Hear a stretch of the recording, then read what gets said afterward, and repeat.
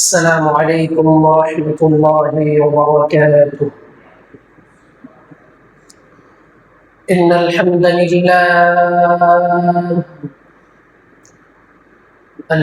لله وكفى وسلام على عباده الذين اصطفى. أما بعد فأعوذ بالله من الشيطان الرجيم. بسم الله الرحمن الرحيم. ولله على الناس حج البيت من استطاع إليه سبيلا ومن كفر فإن الله غني عن العالمين. وقال النبي صلى الله عليه وسلم: الحج المبرور ليس له جزاء إلا الجنة، أو كما قال عليه الصلاة والسلام. محبة شهدون إبراهيم قري اللهم صل على محمد وعلى آل محمد كما صليت على إبراهيم وعلى آل إبراهيم إنك حميد مجيد. اللهم بارك على محمد وعلى آل محمد كما باركت على إبراهيم وعلى آل إبراهيم إنك حميد مجيد. بلغ العلا بكماله كشف الدجى بجماله حسنت جميع خصاله صلوا عليه وآله. الحمد لله معجز محترم مبسط সম্মানিত মুসল্লিন ইকরাম সম্মানিত হাজিরিন, মহান রব্বুল ইজ্জতের দরবারে শুকরিয়া জ্ঞাপন করছি যে রব্বুল আলামিন আমাদেরকে পবিত্র জুমার দিন আল্লাহ পাকের ঘর বাইতুল কারিম জামে মসজিদে জুমার নামাজ আদায়ের উদ্দেশ্যে আসবার বসবার তৌফিক ও সুযোগ দান করেছেন। এজন্য সেই মহান মালিকের দরবারে দিল থেকে শুকরিয়া আদায় করি, সকলে বলি আলহামদুলিল্লাহ। আমি আপনাদের সম্মুখে কুরআনুল কারীমের সূরা আলে ইমরানের ৯৭ নম্বর আয়াতে কারিমা তেলাওয়াত করেছি। হুজুর পাক সাল্লাল্লাহু আলাইহি ওয়াসাল্লাম এর অসংখ্য হাদিস থেকে একটি হাদিস পাঠ করেছি। উক্ত আয়াত এবং হাদিসকে সামনে রেখে যেহেতু হজের মাস চলতেছে, হজের মৌসুম চলতেছে, হজের গুরুত্বপূর্ণ বিষয়াদি ফজিলাত সম্পৃক্ত আলোচনা করার চেষ্টা করবো। আমা তৌফিক ইল্লা বিল্লাহ, সকলে বলি আমিন। হজের মাস, 3 মাসকে বলা হয়েছে হজের মাস। বুখারী শরীফের হাদিসের মধ্যে আসছে শাওয়াল, জিলকদ আর জিলহজ মাসের প্রথম যে 10 দিন, এই সময়টাকে বলা হয় হজের সময় বা হজের মাস। হজ কাদের উপরে ফরজ এ সম্পর্কে কুরআনুল কারীমের আমি যে আয়াতে কারিমা তেলাওয়াত করেছি সূরা আলে ইমরানের ৯৭ নম্বর আয়াতে কারিমা, রব্বুল আলামিন ইরশাদ করেন: ولله على الناس حج البيت من استطاع إليه سبيلا। আর ওই সমস্ত মানুষদের উপর হজ ফরজ যাদের বাইতুল্লাহ আসার মতো সামর্থ্য রয়েছে, বাইতুল্লাহ আসতে পারে, যাইতে পারে, আসা যাওয়া করতে পারে। এই যে সামর্থ্যবান ব্যক্তি যারা, তাদের উপরে হজ ফরজ। হজ তাহলে কাদের উপরে ফরজ? যাদের বাইতুল্লাহ যাওয়ার আসার সামর্থ্য রয়েছে। ফুকাহায়ে কেরাম বলেন যে এতটুকু সম্পদ যার কাছে আছে, যে ব্যক্তি হজের দিনগুলি যে সময়টুকু হজ করতে লাগে এই সময় নিজের পরিবার পরিজনের থাকা খাওয়ার ব্যবস্থা করে দিয়ে নিজে হজে দিয়ে হজ করে আসতে পারবে, এই সময়গুলি নিজের হজের খরচ, পরিবারের থাকা খাওয়ার খরচ যার আছে তার উপর হজ খরচ। এটা হলো সহজ কথা। যে কয়টা দিন হজ করতে সময় লাগে, এই কয়টা দিন নিজের পরিবার পরিজনের খাবার দাবার থাকার ব্যবস্থা, আর ওই ব্যক্তি যে ব্যক্তি হজে যাবে তার হজে যাওয়া আসা, হজ কেন্দ্রিক যে খরচগুলি, নিজের পরিবারের খরচগুলি, এই কয়েকদিনের ভিতরে যা এই খরচগুলি থাকবে আছে, তার উপরে হজ কি খরচ। অনেকের নগদ অর্থ নাই, কিন্তু কি আছে, অনেক জমি জমা আছে, অনেক জমি আছে, তো তার করণীয় হলো তার জিম্মায় এখন অনেক জমি, লক্ষ কোটি কোটি টাকার জমি তার আছে, সে ইচ্ছা করলে এক কোনার থেকে কিছু বিক্রি করে দিয়ে সে হজ করতে পারে। কিন্তু অনেক ব্যক্তি এমন আছে যারা ইনিয়ে বিনিয়ে কিভাবে হজটাকে নিজের উপর থেকে সাকেত করা যায়, ফরজটাকে রহিত করা যায়, এজন্য বিভিন্ন মাসলা মাসাইল সুযোগ খোঁজার চেষ্টা করে। নাউযুবিল্লাহ, আল্লাহ হেফাজত করেন। কানা ইহুদিয়ান আও নাসরানিয়ান, আল্লাহ রাসূল বলেন, চাই সে ইহুদি হয় হোক নাসারা হয় হোক, আমার কোনো যায় আসে না। আল্লাহ পাক আমাদেরকে হেফাজত করেন। তাহলে হজ ওই ব্যক্তির উপরে ফরজ যার সামর্থ্য রয়েছে হজে যাওয়া আসা এবং এই দিনগুলির মধ্যে নিজের পরিবার পরিজনকেও খাওয়া দাওয়া করতে পারে এমন অর্থ যারা আছে তার উপরে হজ ফরজ। ইসলামের একটা অন্যতম বুনিয়াদ ভিত্তি আর কান সমূহের মধ্যে অন্যতম একটা রকম হলো হজ। রাসূলুল্লাহ সাল্লাল্লাহু আলাইহি ওয়াসাল্লাম ইরশাদ করেন, বুনিয়াল ইসলাম আলা খামসিন শাহাদাতি আল্লা ইলাহা ইল্লাল্লাহ। ইসলামের বুনিয়াদ ভিত্তি পাঁচটা জিনিসের উপরে। এক নম্বর হলো ঈমান, শাহাদাতি আল্লা ইলাহা ইল্লাল্লাহ ওয়া ইকামিস সালাহ। ঈমান আনার পরে অন্যতম বুনিয়াদ আর ভিত্তি আর রকম হলো নামাজ কায়েম করা, ওয়া ইতাইজ যাকাত, সমর্থবান করে যাকাত প্রদান করা, অসৌমি রমাদান, রমজান মাসের রোজা রাখা। আর একটা বুনিয়াদ আর ভিত্তি হলো হজ্জুল বাইতিল্লাহিল হারাম লিমান ইসতাতা ইলাইহি সাবিলা। আর একটা হলো হজ করা। এই ইসলামের অন্যতম বুনিয়াদ হজ, নামাজ, রোজা, হজ, যাকাত। আর এক নম্বর যে বুনিয়াদ ভিত্তি সেটা হলো ঈমান। এক নম্বর বুনিয়াদ আর ভিত্তি কি? ঈমান। ঈমানের পরে নামাজ, রোজা, হজ, যাকাত।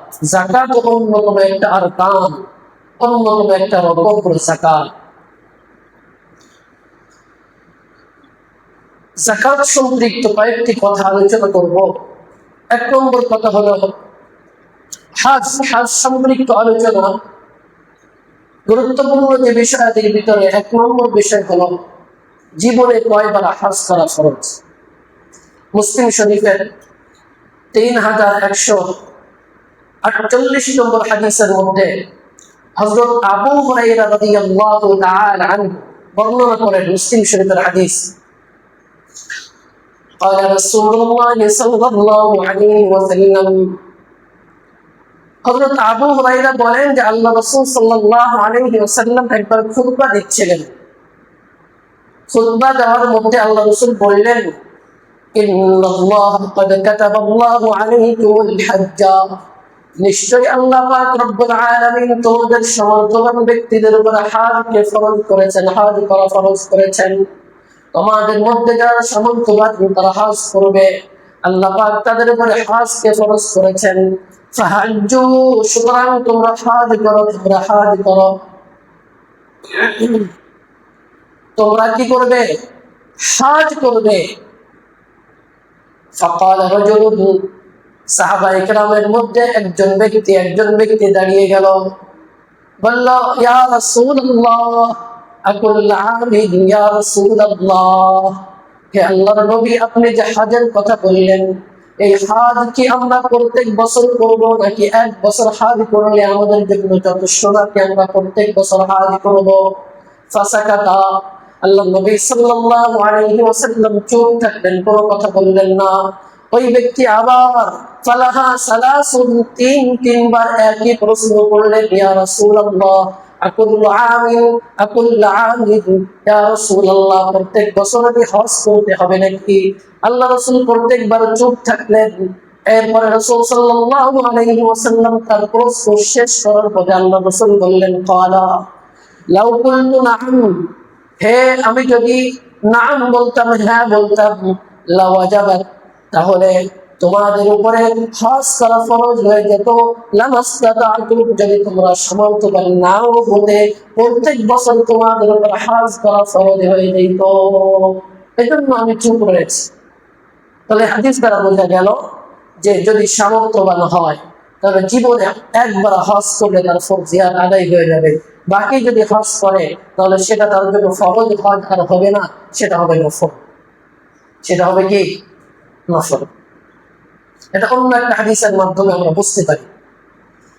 ইবনে মাজাহ শরীফের 2886 নম্বর হাদিস। এই হাদিসের মধ্যে হযরত আব্দুল্লাহ ইবনে আব্বাস রাদিয়াল্লাহু তাআলা আনহুর বর্ণনা। হযরত আব্দুল্লাহ ইবনে আব্বাস রাদিয়াল্লাহু তাআলা আনহু বলেন, উনি বলতেছেন যে قال أن لأقرأ ابن حابس سأل النبي صلى الله عليه وسلم। أقرأ ابن حابس একজন সাহাবী রাসূল সাল্লাল্লাহু আলাইহি ওয়াসাল্লামের কাছে প্রশ্ন করলো, আল হাজ্জু ফি কুল্লি সানাতিন আও মাররাতান, হজ কি প্রত্যেক বছর একবার না দুইবার, অথবা জীবনে একবার না দুইবার? মাররাতান, দুইবার না একবার? আল্লাহ রাসূল সাল্লাল্লাহু আলাইহি ওয়াসাল্লাম তার প্রশ্নের উত্তরে বললেন, ক্বালা বাল মাররাতান ওয়াহিদা, বরং জীবনে একবার হজ করা এটা হলো ফরজ। একবার হজ করা এটা কি? ফরজ। ফামান ইসতাতা ফাতাতাবুন, যদি এরপরও কেউ সামর্থ্যবান হয়ে হজ করতে চায়, একবার হজ করেছে আবারও যদি হজ করতে চায়, তাহলে সেটা হবে ফাতাতাবুন, অতিরিক্ত নফল হজ হবে। একবার হজ করা ফরজ, ফরজিয়াত আদায় হয়ে গিয়েছে, এরপর যদি দ্বিতীয়বার আবার হজ করে এটা আর ফরজ থাকবে না, সে হজটা কি হবে? নফল। ফাতাতাবুন, নফল হজ। হজ ফরজ হওয়ার পরে দ্রুত আদায় করা, দেরি না করা। যদি কারোর উপরে হজ ফরজ হয়ে যায়, আরো 2 বছর পরে যাব, আরো একটু সময় সুযোগ হোক, মনে সময় হচ্ছে না, কত ব্যস্ততা, চাকরি বাকরি, সংসার, কত কিছু, মানে এই হজের দিনগুলোর জন্য সময় সে মনে বের করতেই পারতেছে না। এই যে দেরি করা, বিভিন্ন অজুহাত দিয়ে দেরি করা, এটা করা যাবে না। যদি কারোর উপর হজ ফরজ হয়, দ্রুততম সময়ে সে হজ করে নেবে, যত দ্রুত সম্ভব সে হজ করবে। ইবনে মাজাহ 2843 নম্বর হাদিস। রাবী হযরত আব্দুল্লাহ ইবনে আব্বাস রাদিয়াল্লাহু তাআলা আনহু। عن عبد الله بن عباس رضي الله تعالى عنهما قال قال رسول الله صلى الله عليه وسلم من أراد الحج، যদি কোনো ব্যক্তি হজের ইচ্ছা করে, যদি কোনো ব্যক্তির উপরে হজ ফরজ হয়ে যায়, ফালইয়াতাআজ্জাল, সে যেন দ্রুততম সময়ে হজ করে নেয়। কারোর উপরে হজ ফরজ হয়ে গেলে রাসূল বলেন সাল্লাল্লাহু আলাইহি ওয়াসাল্লাম, আল্লাহ রাসূল বলেছেন ফাতাআজ্জাল, সে যেন দ্রুততম সময়ের মধ্যে হজ করে নেয়। ফাইন্নাহু ক্বাদ ইয়ামরাদুল মারিদ, কেন কি জন্য দ্রুততম সময়ে হজ করবে? কেননা হয়তো আল্লাহ না করুন তার কঠিন অসুস্থতা হতে পারে। যদি কঠিন অসুস্থতা হয়ে যায় তাহলেও কিন্তু ফরজ সাকিত হবে না, তার থেকে ফরজ রহিত হবে না। সুস্থ থাকা অবস্থায় কেন হজ করলে না? কোন ব্যক্তি সুস্থ অবস্থায় হজ ফরজ হয়েছে, সামর্থ্য ছিল, শরীরের ক্ষমতা ছিল, কিন্তু অসুস্থ হয়ে গিয়েছে, আজকে যাব কালকে যাব করতে করতে 2-3 বছর, 4 বছর, 5 বছর, 10 বছর হয়ে গিয়েছে, এখন এমন অসুস্থ উঠতেই পারে না। কি বলে? তার উপরে যে ফরজ ছিল, ফরজ রহিত হবে নাকি? তার উপর থেকে ফরজ রহিত হবে না, হজ তাকে করতেই হবে, এটা ফরজ বাধ্যতামূলক। হজের ক্ষেত্রে মাসআলা, হ্যাঁ, যদি একদম সামর্থ্য না থাকে তাহলে একজনকে সাথে করে হুইল চেয়ার হজ করবে, সেটাও না পারলে বদলি হজ করাই দিবে, হজ করতেই হবে তাকে।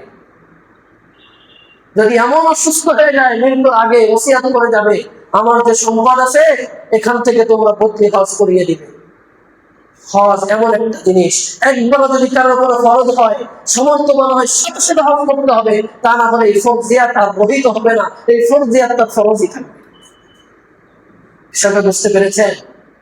এজন্য খুবই সাবধান, যাদের উপর হজ ফরজ হয়ে গিয়েছে দ্রুততম সময় সম্পদ থাকতে করে ফেলি ভাই, সম্পদ আছে আর দেরি না করি হজ করে ফেলি।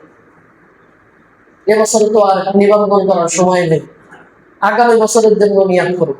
যাদের সামর্থ্য আছে এখন থেকে প্রস্তুতি গ্রহণ, যে এবছরই আমি নিবন্ধন করে আগামী বছর হজে যাব, এ বিষয়ে ফিকির রাখবো। পারবো তো সবাই ইনশাল্লাহ? আল্লাহ পাক সামর্থ্যবানদেরকে কবুল করেন, যাদের সামর্থ্য নাই আল্লাহ পাক তাদেরকে সামর্থ্যবান বানিয়ে দেন।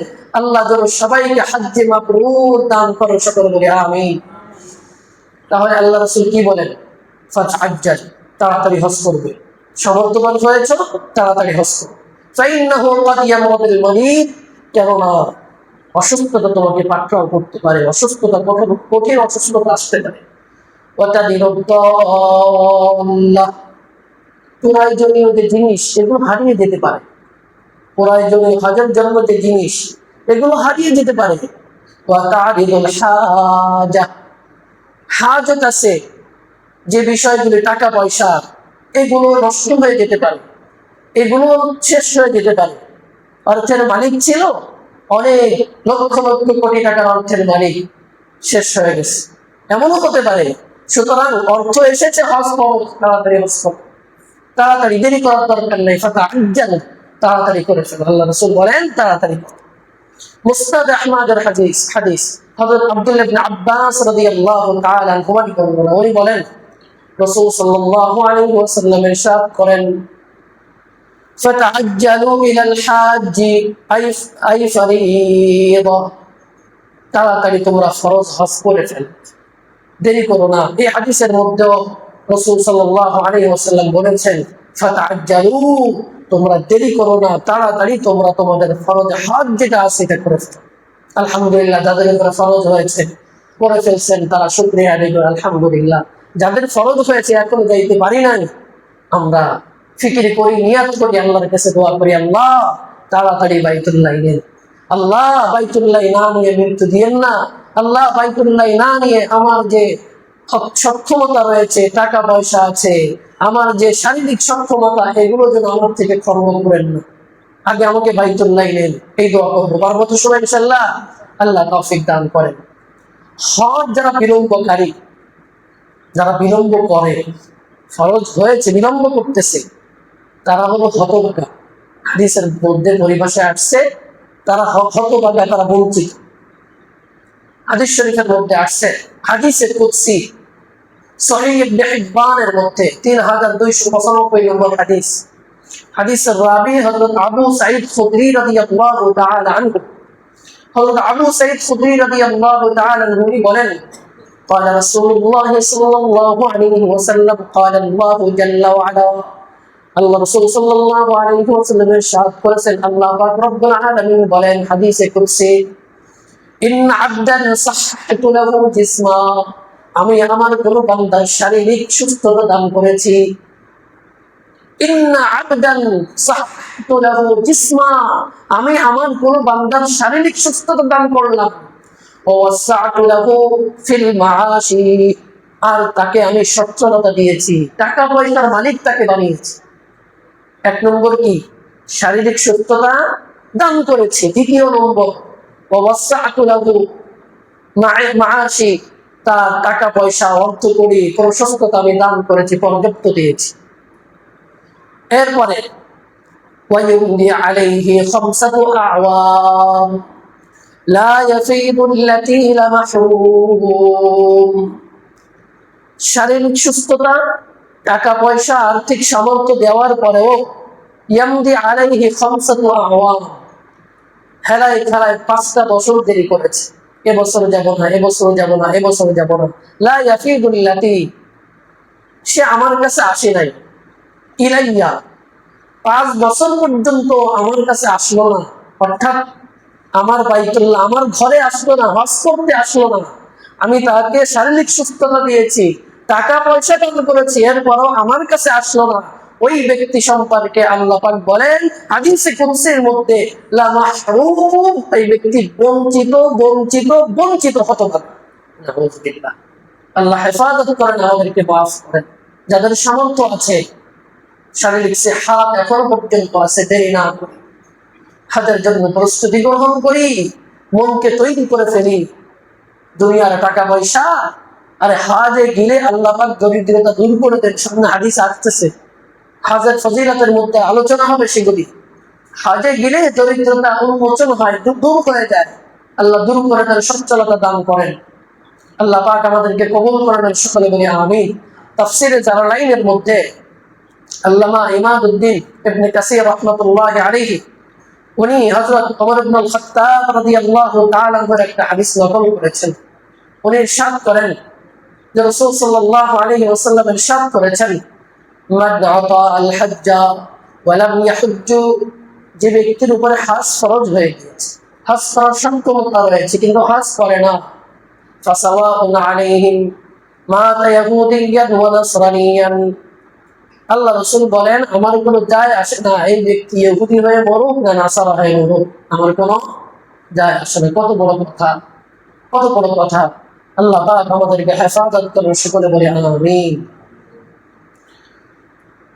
কাবা শরীফ উঠিয়ে নেওয়ার আগে হজ করার কথা বলা হয়েছে। কাবা শরীফকে উঠিয়ে নেওয়া হবে, কাবা শরীফকে উঠিয়ে নেওয়া হবে। কাবা শরীফ ধ্বংস করা হয়েছে কয়েকবার, এটার উপরে হামলা করা হয়েছে। আল্লাহ পাক নিজের থেকে এটাকে শেষ করে দিয়েছেন। নূহ আলাইহিস সালাতু ওয়াস সালামের প্লাবনের সময় তার মূল ভিত্তিটাই ছিল, কিন্তু পুরা যে উপরের ঘর এটাকে আল্লাহ পাক উঠিয়ে নিয়েছে।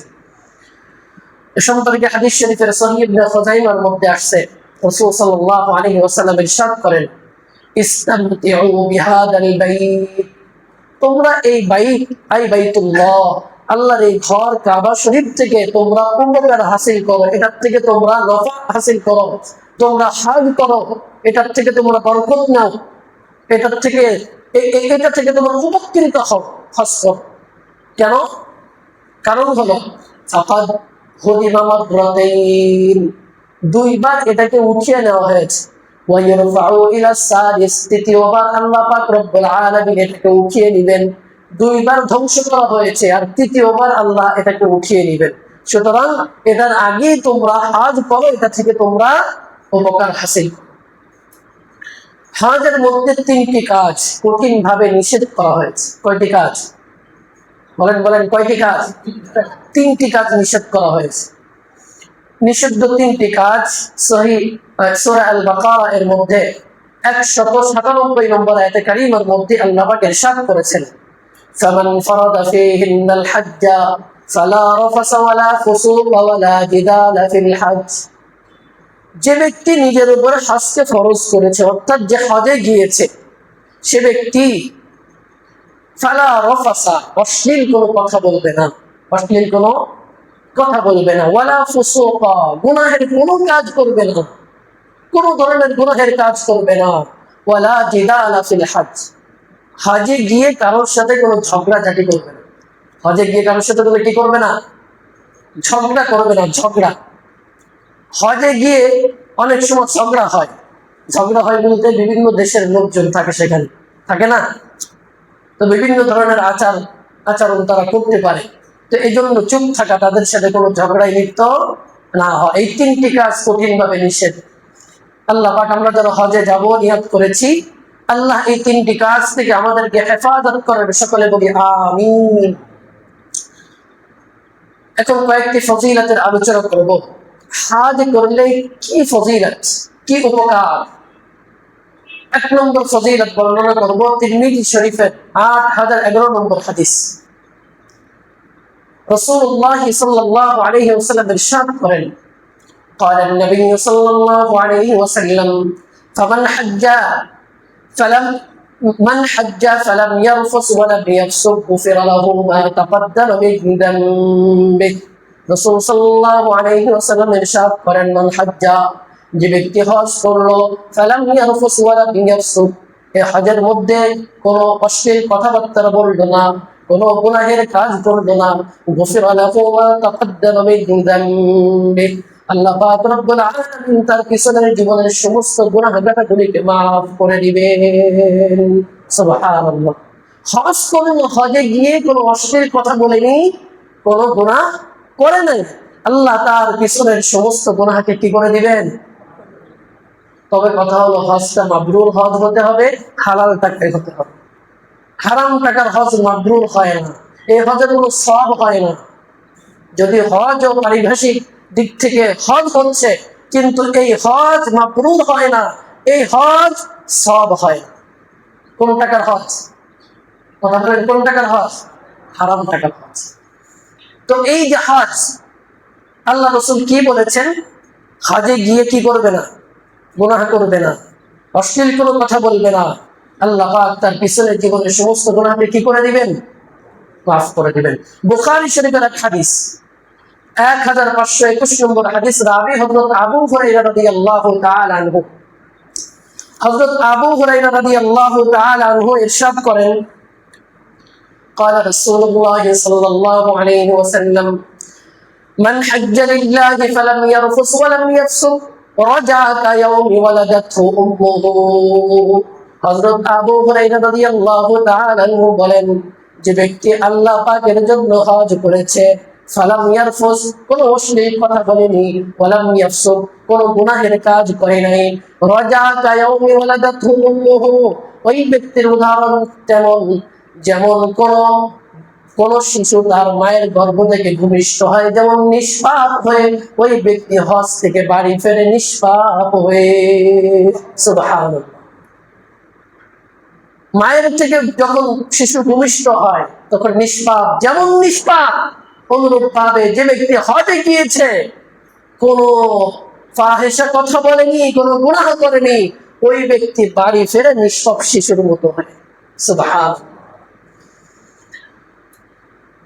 মুসান্নাফ আব্দুর রাজ্জাক একটা হাদিসের কিতাব, এই হাদিসের কিতাবের মধ্যে 8817 নম্বর হাদিস, রাসূলুল্লাহ সাল্লাল্লাহু আলাইহি ওয়াসাল্লাম ইরশাদ করেন, قال رسول الله صلى الله عليه وسلم من حج البيت, যে ব্যক্তি বাইতুল্লাহ হজ করতে গেল, ফাকাদা মানাসিকাহু, হজের যত নিয়ম কানুন আছে, হজের যত কর্ম আছে, সব কর্ম সম্পাদন করলো, ওয়াসালিমাল মুসলিমুনা মিন লিসানিহি ওয়া ইয়াদিহি, তার হাত এবং জবান থেকে অপর মুসলমান হেফাজত থাকলো, কোনো কষ্ট পেল না, অর্থাৎ তার হাত এবং জবান দিয়ে কোনো হাদিসকে কষ্ট দেয় নাই, গুফিরা লাহু মা তাকদ্দামা মিন যামবি, আল্লাহ রাসূল বলেন ওই হাদিসের পিছনের সমস্ত গুনাহকে আল্লাহ পাক মাফ করে দিবে। সুবহানাল্লাহ। হজ করতে গিয়ে অনেক সময় একটু ভাইগত লাগতে পারে, তাই বলে আমি আর একটা ঘাই তাকে দিব না। অনেক লোকের সমাগম থাকে, অনেক লোক, আপনাকে ইচ্ছা করে কেউ পাড়ায় যাইতেও পারে। হাজী সাহেব দ্বারা হজ করতে গিয়েছেন, এই অভিজ্ঞতা আপনাদের হয়েছে, আপনারা জানেন যে হজে কত লোকের সমাগম, কত কত বিশ্বের প্রত্যেকটা দেশ থেকে হজ করতে আসে। তো সেখানে হতে পারে একটু আঘাত আপনার লাগতে পারে, একটু কষ্ট, আপনি কষ্ট সইবেন, কিন্তু আপনি আপনার হাত দিয়ে জবান দিয়ে কাউকে হজে দিয়ে আঘাত করা যাবে না। যদি এটা না করে আসতে পারেন, আল্লাহ রাসূল সাল্লাল্লাহু আলাইহি ওয়াসাল্লাম বলেছেন, গুফিরা লাহু মা তাকদ্দামা মিন যামবি, তার পিছনের সমস্ত গুনাহ আল্লাহ কি করে দিবেন? মাফ করে দিবেন।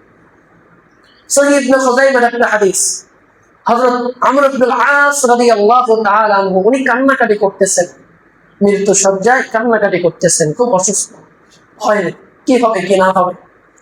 তো উনি কান্নাকাটি করতেছেন, আল্লাহ রাসূল বললেন, হে আমর ইবনুল আস, তুমি কেন কান্নাকাটি করতেছ? তুমি কি জানো যে যারা মুসলমান হয় আল্লাহ পাক তাদের জীবনের গুনাহকে মাফ করে দেন? এরপরে বলেন, ওয়া ইন্নাল হাজ্জা, যে ব্যক্তি হাজ করে, ইয়াহদিমু মা কানা ক্বাবলাহু, তার পিছনে তার আগের যত গুনাহ আছে সব কিছু আল্লাহ মিটাই দেন। সুবহানাল্লাহ। হজ মাবরুর, কবুল হজ যেটা, এটার ফজিলত কি? সহিহ বুখারীর হাদিস, রাসূলুল্লাহ সাল্লাল্লাহু আলাইহি ওয়াসাল্লাম ইরশাদ করেন, قال النبي صلى الله عليه وسلم العمرة على الأمة কাফফারাতুল লিমা বাইনাহুমা, এক উমরা থেকে অপর উমরা পর্যন্ত ভিতরে যত গুনাহ হয়েছে ওই উভয় উমরা গুনাহের কাফফারা হয়ে যায়, আল্লাহ তার জীবনের সব গুনাহকে মাফ করে দেন। সুবহানাল্লাহ। উমরা, উমরায় গিয়ে তো অনেকবার উমরা করা যায়। হজ করতে যারা যায়, বিশেষ করে বাংলাদেশের থেকে হজ্জে তামাত্তু যেটা, এটার নিয়াতি করা হয়, প্রথমে তো উমরার নিয়াতি করা হয়। তো কোনো হাজী সাহেব যদি এমন বলে যে এত টাকা পয়সা খরচ করতে গিয়ে আমি তো হজ করতে যাচ্ছি, উমরার নিয়াত করবো না, এটা বললে তো চলবে না। এটা বললে চলবে নাকি? তো এক ঘটনা এমন ঘটছে, এক হাজী সাহেবকে তাকে বলা হয়েছে উমরার নিয়াত করতে, বলে এত টাকা দিয়ে তো হজ করবো, আমি উমরার নিয়াত কেন করবো? কিন্তু মূলত হজ্জে তামাত্তু যেটা, সেটা তো আগে উমরা করে পরে সেখান থেকে পরে যে হাজের জন্য যে নিয়ম কানুন আছে সেগুলো করতে হয়, তো আগে তো উমরা করতে হয়। তো এটা বুঝাই পড়ার পরে উনি পরে বুঝছে। তো এক উমরা থেকে অপর উমরা আমরা চেষ্টা করব যে আমরা হজে যাই, বিভিন্ন সময় উমরায় যাই, তো 2-3টা উমরা করার চেষ্টা করব, ইচ্ছা করলে করা যায়, আমরা উমরা করতে পারি বেশি। তো এই যে এক উমরা থেকে অপর উমরা, এটা অনেক সওয়াবের কথা হাদিসের মধ্যে আসছে, চেষ্টা করব।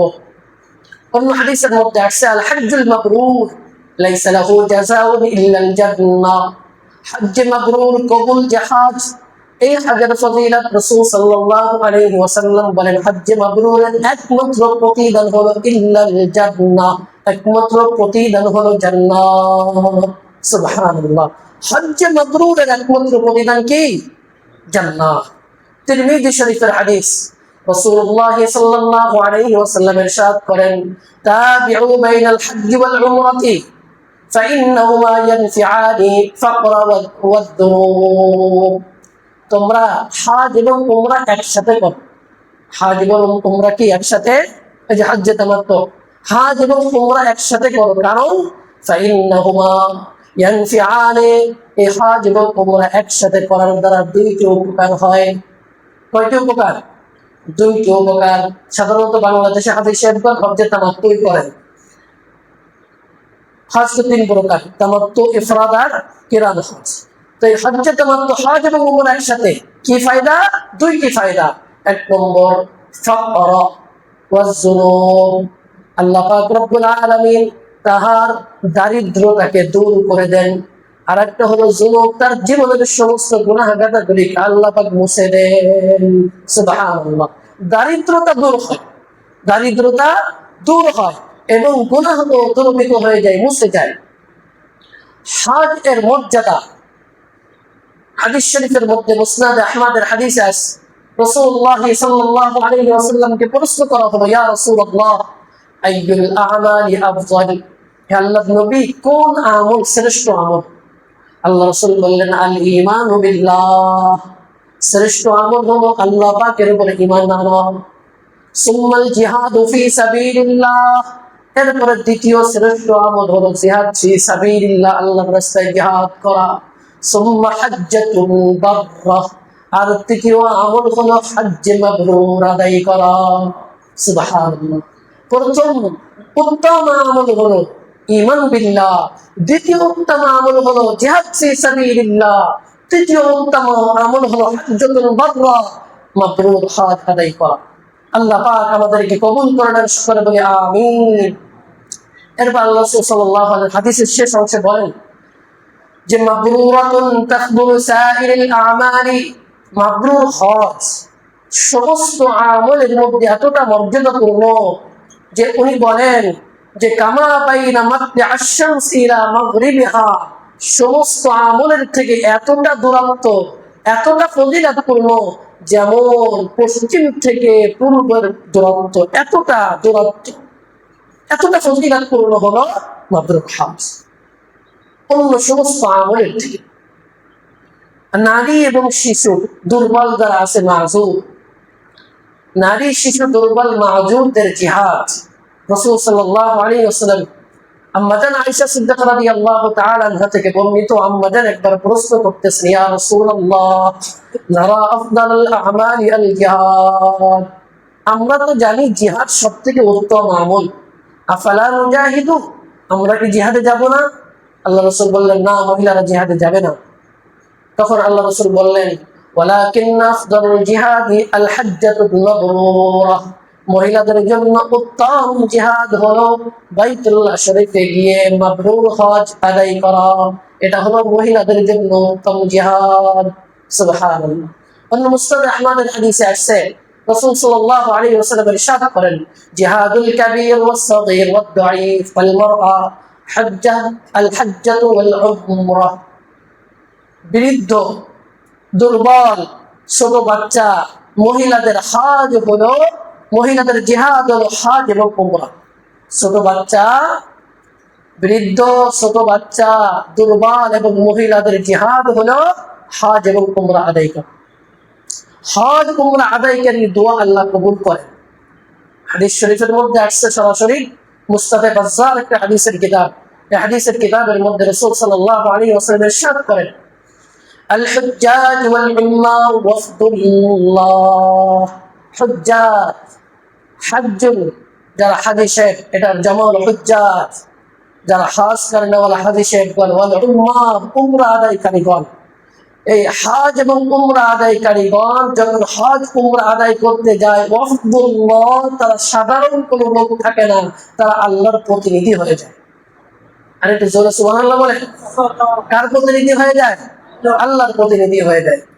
দাআহুম ফাজিবুহুম, যখন তারা আল্লাহর কাছে কোনো কিছু দোয়া করে, আল্লাহ পাক তাদের দোয়াগুলিকে কবুল করে নেন। সুবহানাল্লাহ। ফাসআলহুম ফাআতাহুম, যখন তারা আল্লাহর কাছে কোনো কিছু চায়, আল্লাহ তাদের সেই বিষয়টা দান করে দেয়, সেটাকে দিয়ে দেয়। সুবহানাল্লাহ। দোয়া করলে কবুল করে, কোনো কিছু চাইলে সেটা আল্লাহ দিয়ে দেয়। এজন্য হাজী সাহেবগণ যারা হজ করতে যায়, তাদের কাছে দোয়া চাওয়া, যে আমাদের জন্য একটু দোয়া করেন, আমার জন্য একটু দোয়া করেন। কারণ শুনেছি হাদিসের মধ্যে আসছে, হাজী সাহেবগণদের দোয়া আল্লাহ ফেরত দেন না, দোয়াগুলি নাকি কবুল করে নেন। সুতরাং হাজী সাহেব, আপনি হজ করতে যাচ্ছেন, আপনি আল্লাহর ওয়াফদুল, আল্লাহ পাকের প্রতিনিধি, সুতরাং আমার জন্য একটু দোয়া করেন, আল্লাহ যেন আমাকে কবুল করে নেন। এই জন্য হাজী সাহেবদের কাছে বিশেষ করে কি চাওয়া? দোয়া চাওয়া। আবার হজ করতে যে অনেকেই আছে, ভাই হজ করতে যাচ্ছেন, আমার জন্য একটা জায়নামাজ নিয়ে আসেন, আমার জন্য একটা, হজ করতে যাচ্ছেন একটু পানি নিয়ে আসেন, জমজমের পানি, বিভিন্ন জিনিস চায়। কিন্তু মূলত হাজী সাহেবের কাছে চাওয়া, মূল চাইতে হবে কি?